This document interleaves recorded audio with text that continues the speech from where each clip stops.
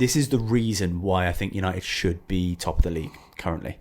United have played some of the hardest teams. Actually, I've got a list here for you. Bruno missed a penalty against Fulham. Man United lost 2 points. Bruno missed a penalty against Brentford. Man United lost 3 points.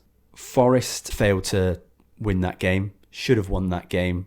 Were the better team for a large portion, shipped 2 goals. United lost 2 points. We failed to defend against Spurs, defend that lead. We lost 2 points. That makes a total of 9 points.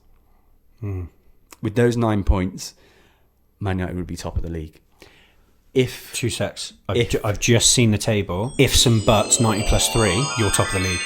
If we'd have been more clinical against Arsenal, they don't come out of that with a win. Grandmother They had wheels. scraped that. You'd have been a bike. Yeah. They've scraped that. And that's 2 points off Arsenal. And that's an extra point gain from us. Coming into this break, I'd say we're in a better position than Liverpool to win the league.